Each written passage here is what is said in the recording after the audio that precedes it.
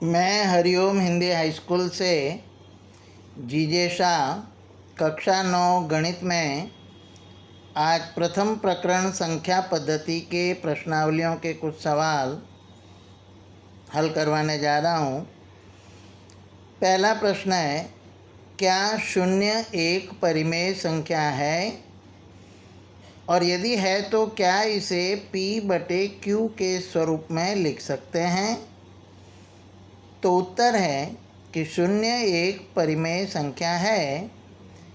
यदि p बराबर हम शून्य लें और q का मूल्य 1 से लेकर अनंत तक कोई भी संख्या लें तो 0/1 ये p/q स्वरूप हुआ, 0/2 ये भी p/q स्वरूप हुआ।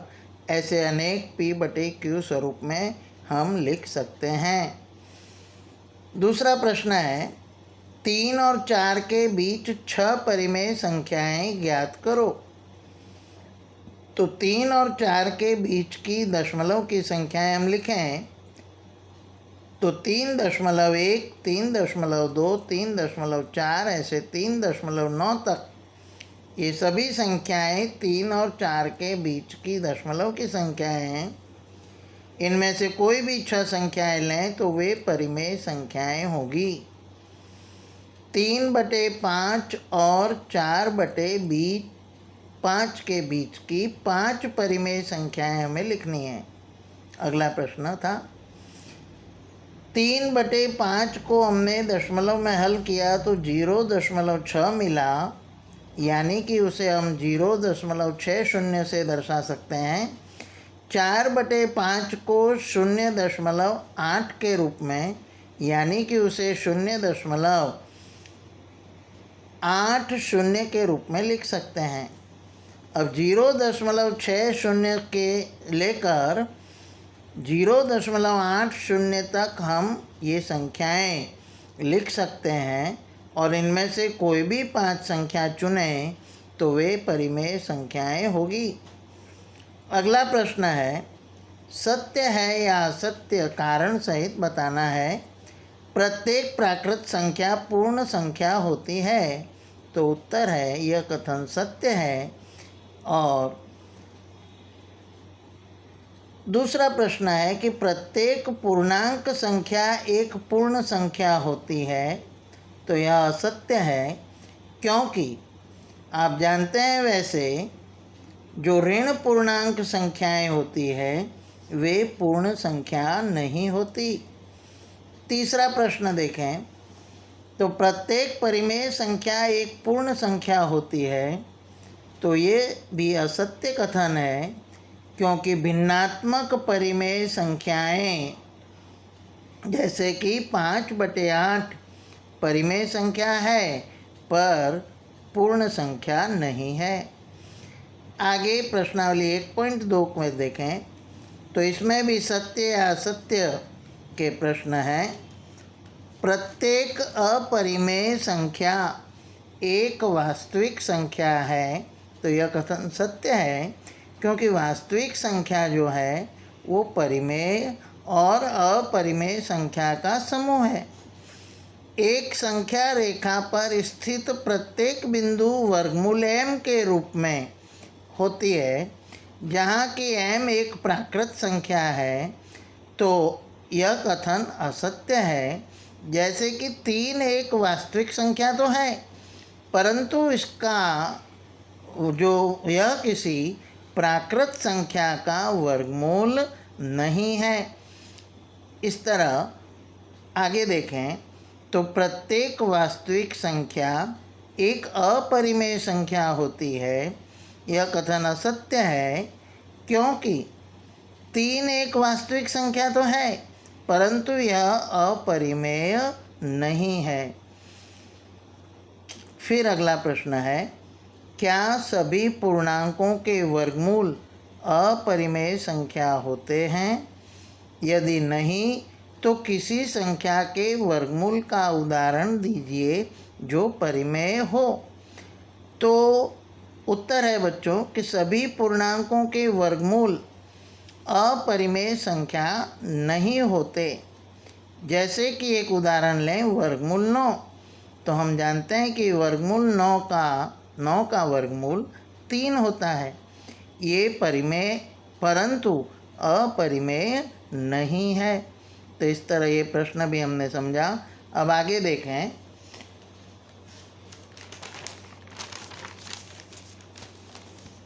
तो अपरिमेय संख्याओं को संख्या रेखा पर निरूपित करना सीखना है।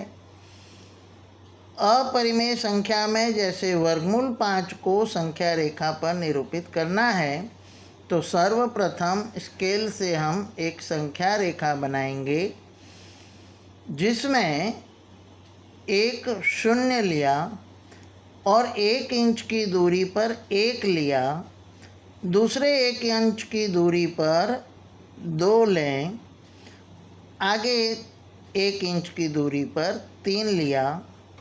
अब इसके बाद हम 1 पर जो संगत बिंदु है उसे ए नाम दें, 2 पर और ए बिंदु से 1 इंच का एक लंब खींचा और उस लंब को हम पी ए नाम देते हैं। तो ये पी ए एक लंब है जो 1 इंच का है। अब ओ से ए तक की दूरी, शून्य को यदि ओ उद्गम बिंदु कहें तो ओ से ए तक की दूरी 1 इंच है, ये भी 1 इंच है। यदि पाइथागोरस का सूत्र लगाएं तो ओपी का माप वर्गमूल 2 होगा। इस ओपी का मूल्य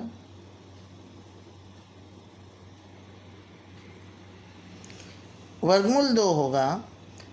कैसे? तो ओपी कर्ण होगी, तो ओपी का वर्ग बराबर पाइथागोरस के सूत्र के अनुसार ओए का वर्ग धन एपी का वर्ग। हमने ओपी का वर्ग निकालना है, ओए का मान 1 रखा तो 1 का वर्ग धन एपी का वर्ग यानी 1 का माप है, एपी का माप भी 1 इंच लिया है, ओए का माप भी 1 इंच लिया है। मान रखने पर ओपी वर्ग बराबर हमें 1 का वर्ग 1 धन 1 का वर्ग 1, तो ओपी वर्ग बराबर 2 मिलेगा।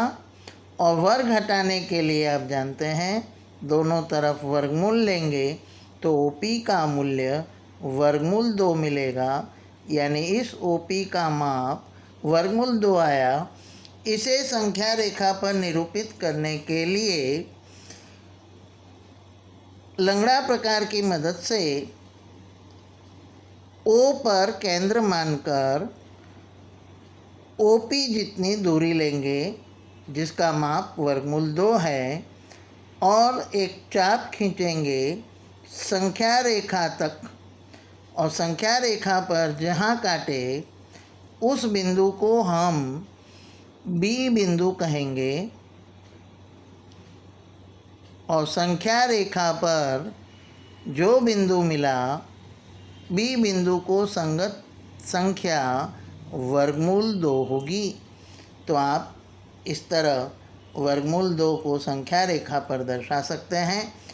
ठीक इसी तरह वर्गमूल 3 दर्शाने के लिए हम 1 इंच का बी बिंदु पर लंब खींचेंगे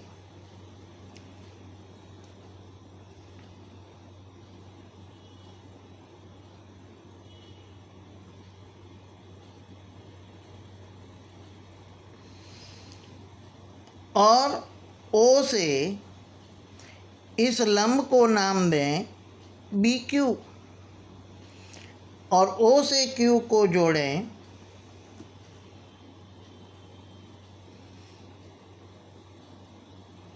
तो इस ओ क्यू का मान पाइथागोरस के सूत्र के अनुसार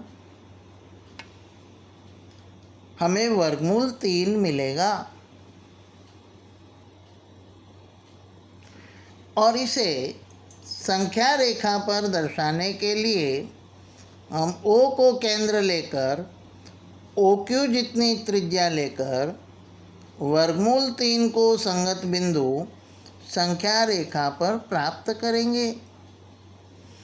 तो इस तरह आपने देखा वर्गमूल 2, वर्गमूल 3 जो कि अपरिमेय संख्या थी, उन्हें हमने संख्या रेखा पर दर्शाई। अब वर्गमूल 4 का अर्थ होता है 2, तो 2 पर हम एक लंब खींचेंगे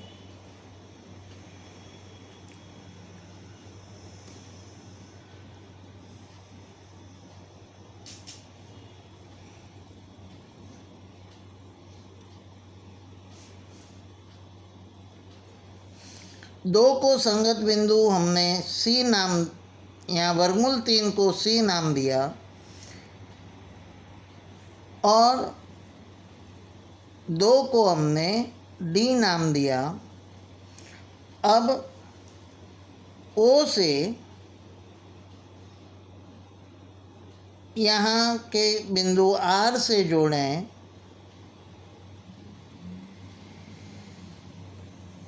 तो इस तरह ये जो हमें 1 इंच, यहाँ तक 2 इंच, तो 2 का वर्ग 4 और ये 1 का वर्ग 1, यानी यहाँ पर हमें वर्गमूल 5 मिलेगा जो OR का माप होगा।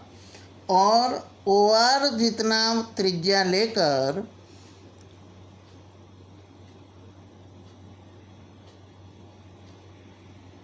इसको संख्या रेखा तक बढ़ाएं तो जो बिंदु E मिलेगा वो वर्गमूल 5 होगा।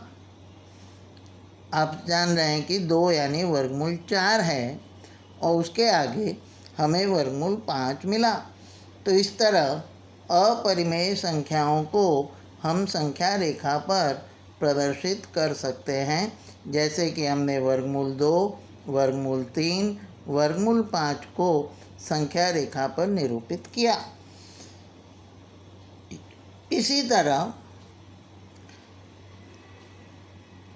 प्रश्न 4 में हम जो प्रश्न दिया है उसके अनुसार आकृति बनाएंगे। तो OP1 पर 90 अंश का कोण बनाएंगे, उसे OP2 से जोड़ेंगे और P2 पर एक लंब बनाएंगे जो P3 तक जाए और उसे OP3 को जोड़ेंगे। तो इस तरह सर्पिल आकार बनता चला जाएगा। अब आगे देखें प्रश्नावली 1.3, जिसमें ये संख्याएं कुछ दी है जो शांत दशमलव है या अशांत, ये हमें बताना है। तो 36/100 को हम 0.36 के रूप में दर्शा सकते हैं, इसलिए ये शांत दशमलव है। जबकि 1/11 को हम दशमलव स्वरूप में बदलें तो आप देखेंगे कि भाग देने पर 0.090909 इस तरह बार बार 09 की आवृत्ति आती जाएगी, अर्थात उसे हम 0.09 करके ऊपर बार का निशान लगाएं, यानी कि 09 की बार बार आवृत्ति होती है। इसलिए ये शांत दशमलव नहीं है परंतु अशांत आवर्त दशमलव संख्या है। इसी तरह 4/1/2 को हम यदि हल करें तो 8 चौक 32 और 1 33/8 होगा और भाग देने पर हमें 4.125 पूरा उत्तर मिलता है, इसलिए ये शांत दशमलव है। इसी तरह आगे देखें तो 329/400 को भाग देने पर भी पूर्ण उत्तर मिला जिसमें शेष नहीं बचती है। तो तो 0.8225 उत्तर मिलता है, अर्थात ये शांत दशमलव है।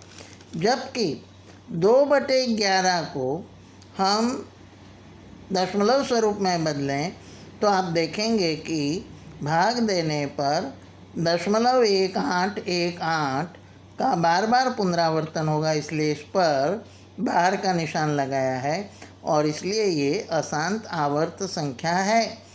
इसी तरह 3/13 को हल करें तो 0.230769 यानी कि 0.230769 और फिर से इसका पुनरावर्तन होगा, इसलिए पूरे पर बार लगाया है, इसलिए ये भी अशांत आवर्त संख्या कहलाएगी। अब आगे देखें।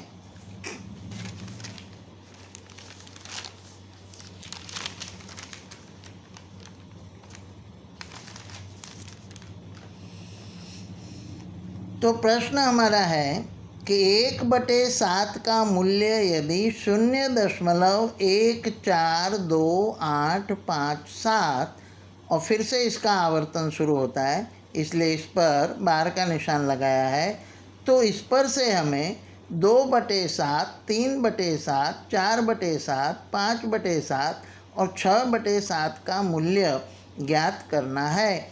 तो आप देखेंगे कि 1/7 को हम लिख सकते हैं 2 गुणे 1/7। 2/7 को हमने लिखा 2 गुणे 1/7 और 1/7 का मूल्य हमें मालूम है, तो 2 से उसका गुणा करेंगे तो उत्तर हमें ये प्राप्त होगा और इस तरह इस पर ये निशानी लगेगी बार की। इसी तरह 3/7 के लिए 3 से गुणा करेंगे तो ये संख्या प्राप्त होगी। इसी तरह 4/7 के लिए ऊपर वाला जो उत्तर है उसे हम 4 से गुणा करेंगे तो ये संख्या प्राप्त होगी। इसी तरह आगे भी क्रमशः हमको उत्तर मिलते जाएंगे। अब अगला प्रश्न है कि P/Q स्वरूप में व्यक्त कीजिए। जैसे कि एक संख्या दी है हमें 0.6 और ऊपर है बार, इसका अर्थ होता है कि ये 6 बार पुनरावर्तित होती है। तो x बराबर इसे माना और इसे विस्तृत स्वरूप में लिखें तो x बराबर 0.666 ... अब दोनों तरफ 10 से गुणा करें तो 10x बराबर गुणा करने पर 6.66 मिलेगा। अब 6.66 को हम 6 धन 0.666 लिख सकते हैं। इधर बराबर 10x है। अब 10x बराबर 6 धन, आप देखेंगे कि ये जो मूल्य है वो उसकी कीमत हमने x मानी है, इसलिए उसके स्थान पर x लिखा। अब इस x का पक्षांतर 10x के पास करें तो 10x में से एक x हट जाएगा तो 9x मिलेगा। तो 9x बराबर 6 होगा, 6 के बटे में 9 जाएगा तो x बराबर हमें हल मिलेगा 2/3। तो इस तरह P/Q स्वरूप में हम दशमलव आवर्ती संख्या को दर्शा सकते हैं। ठीक इसी तरह यहाँ भी एक गणना दी है जो आप समझ सकते हैं। फिर इसके आगे देखें तो 1/17 में कितने अंकों के बाद आवर्ती समूह संख्या मिलेगी। तो बच्चों 1 में 17 का भाग दें तो 16 अंक के बाद हमको आवर्ती संख्या मिलती है, जो यहाँ मैंने उत्तर के स्वरूप में लिखी है।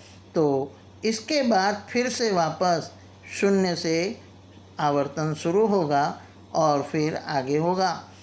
आगे देखें तो अगला प्रश्न है अशांत अनावर्ती दशमलव की 3 संख्याएं लिखो। तो ये उदाहरण उनके हमने लिखे हैं। फिर आगे देखें तो परिमेय और अपरिमेय में वर्गीकृत कीजिए। तो वर्गमूल 23 अपरिमेय है क्योंकि ये किसी का पूर्ण वर्ग नहीं है। वर्गमूल 225 15 का वर्गमूल है, इसलिए इसमें 15 इसका 225 का वर्गमूल 15 होता है, इसलिए ये परिमेय संख्या है। 0.3796 ये शांत दशमलव है, इसलिए परिमेय है। ये अशांत है, इसलिए परिमेय संख्या है। और आगे देखें तो ये भी अशांत अनावर्ती अपरिमेय है। तो इस तरह परिमेय अपरिमेय में इसका वर्गीकरण हमने देखा। आगे देखें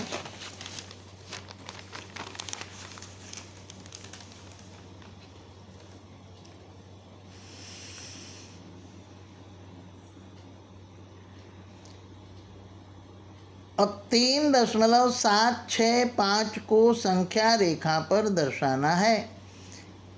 अब 3 दशमलव और वो भी मैग्नीफाइंग की रीति से दर्शाना है यहाँ।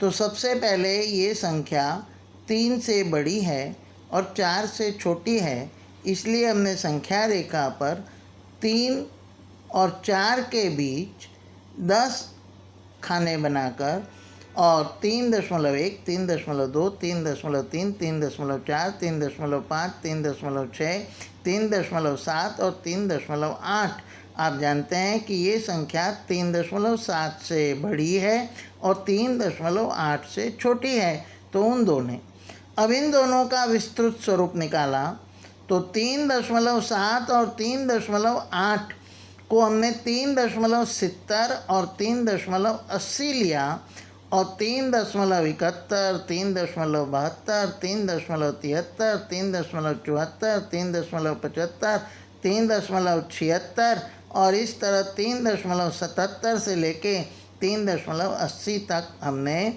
वर्गीकृत किया। तो हम देख रहे हैं कि हमारी जो संख्या है वो 3.760 और 3.770 के बीच है, इसलिए और इसको विस्तृत स्वरूप से देखा तो 3.760 से लेकर 3.770 तक हमने 10 भाग बनाए। तो 3.761, 3.762, 3.763, 3.764 और यहाँ पर आकर हमारी संख्या हमें प्राप्त होगी 3.765। अब आगे देखें तो परिमेय या अपरिमेय में है तो 2 माइनस वर्गमूल 5 अपरिमेय है। दूसरा देखें तो 3 धन वर्गमूल 23 ऋण वर्गमूल 23 का उत्तर आता है। धन वर्गमूल 23 ऋण वर्गमूल 23 कट जाएगा तो उत्तर 3 बचेगा जो परिमेय है।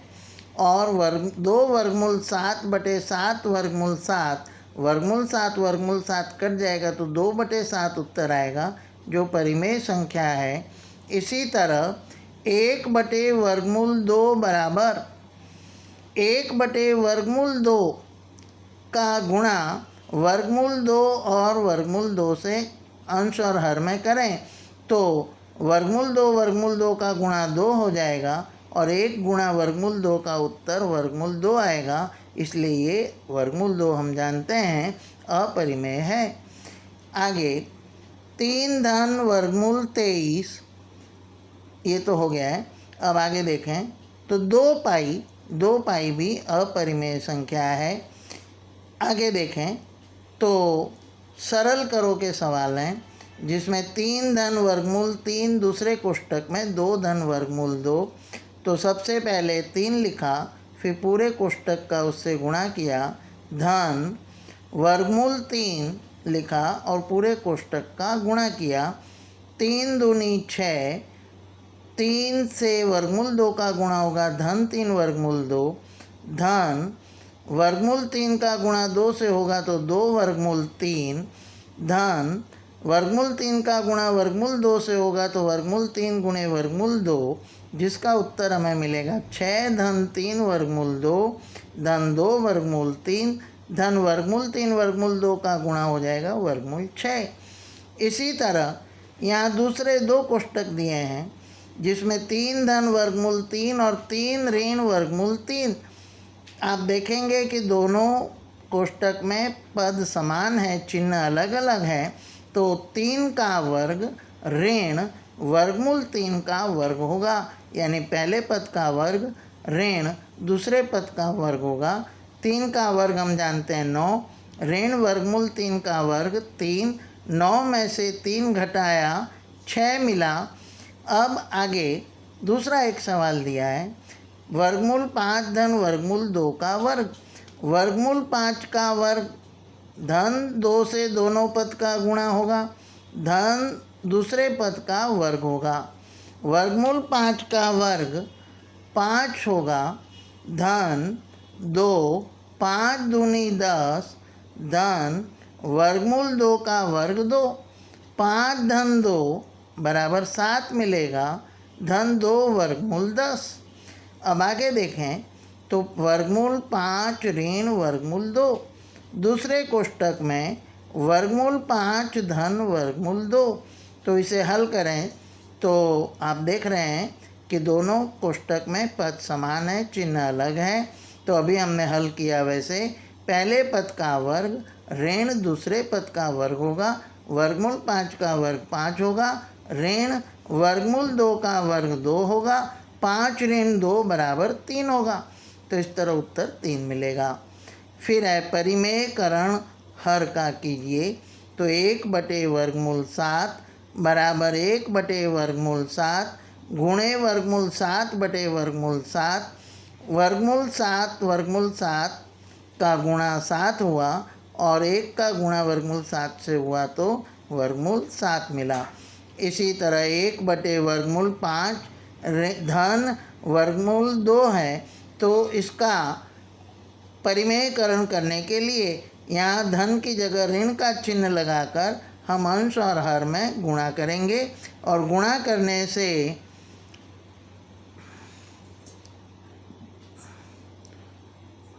यहाँ ऋण का चिन्ह आएगा। अंश में वर्गमूल 5 ऋण वर्गमूल 2 बचेगा, जबकि हर में हल करने पर वर्गमूल 5 का वर्ग होगा, ऋण वर्गमूल 2 का वर्ग होगा, वर्गमूल 5 ऋण वर्गमूल 2, वर्गमूल 5 का वर्ग 5, ऋण वर्गमूल 2 का वर्ग 2, वर्गमूल 5 ऋण वर्गमूल 2 बटे में 5 में से 2 घटेगा तो उत्तर 3 मिलेगा। इसी तरह यहाँ पर 1 वर्गमूल 7 ऋण वर्गमूल 6 का परिमेयकरण किया तो वर्गमूल 7 ऋण 6 का गुणा वर्गमूल 7 धन वर्गमूल 6 से किया और अंश में भी गुणा किया, तो उत्तर हमें मिला वर्गमूल 7 धन वर्गमूल 6 बटे में देखें हम हर में तो पद समान है, चिन्ह अलग है, तो वर्गमूल 7 का वर्ग ऋण वर्गमूल 6 का वर्ग मिलेगा, वर्गमूल 7 धन वर्गमूल 6 और वर्गमूल 7 का वर्ग 7 ऋण वर्गमूल 6 का वर्ग 6, 7 में से 6 घटाया 1 मिला, तो हमें ये उत्तर प्राप्त होगा। इसी तरह 1 वर्गमूल 7 ऋण 2 का परिमेयकरण करने के लिए वर्गमूल 7 धन 2, क्योंकि यहाँ ऋण चिन्ह है तो यहाँ धन चिन्ह आ जाएगा, वर्गमूल 7 धन 2 का अंश और हर में गुणा किया, जिससे हमें उत्तर वर्गमूल 7 धन 2 बटे 3 प्राप्त हुआ।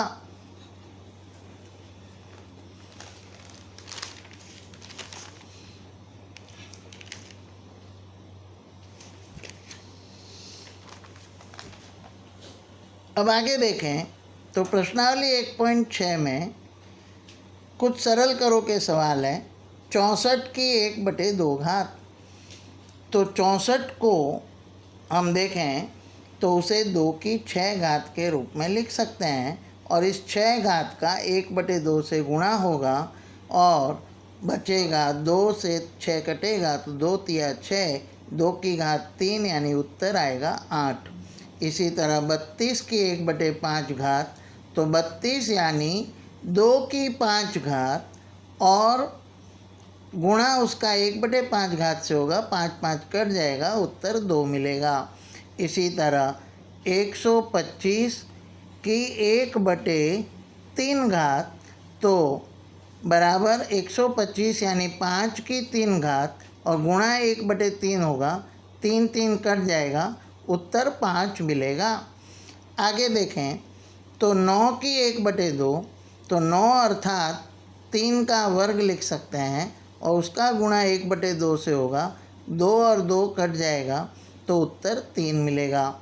आगे देखें तो 32 की 2/5 घात यानी कि 2 की 5 घात होगी 32 और उसका गुणा 2/5 से होगा, 5 5 कट जाएगा, उत्तर हमें 2 मिलेगा।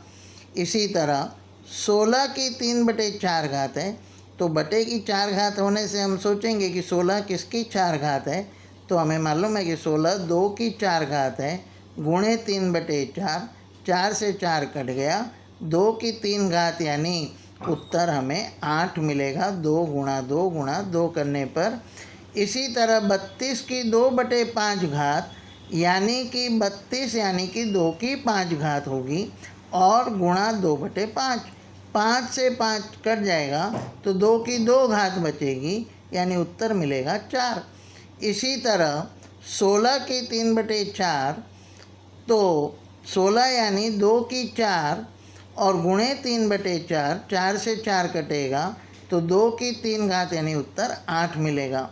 फिर 125 की ऋण 1/3 घात तो 125 को हम 5 की 3 घात लिखेंगे, उसका गुणा ऋण 1/3 से होगा, 3 3 कट जाएगा, उत्तर 5 की ऋण 1 घात बचेगी। ऋण 1 घात को बटे में ले जाएं तो धन हो जाएगी, इसलिए 1/5 उत्तर मिलेगा। इसी तरह यहाँ सरल करो का सवाल है कि 2/3 गुणे 2 की 1/5। आप जानते हैं कि आधार समान हो तो घातों का जोड़ होता है, तो 2 की 2/3 घात और 1/5 घात का जोड़ करेंगे और उसे हल करने पर हमें 2 की 13/15 घात मिलेगी। अब आगे देखें तो 1/3 की 3 घात और पूरे कोष्ठक के बाहर 7 घात है तो इस 7 घात का गुणा 1 से भी होगा और 7 घात का 3 की 3 घात से भी गुणा होगा, तो उत्तर मिलेगा 1 की 7 घात यानी 1 और 3 गुणे 7 यानी 3 की 21 घात यानी 1/3 की 21 घात मिलेगी। आगे हम देखें तो 11 की 1/2 घात और बटे में 11 की 1/4 घात।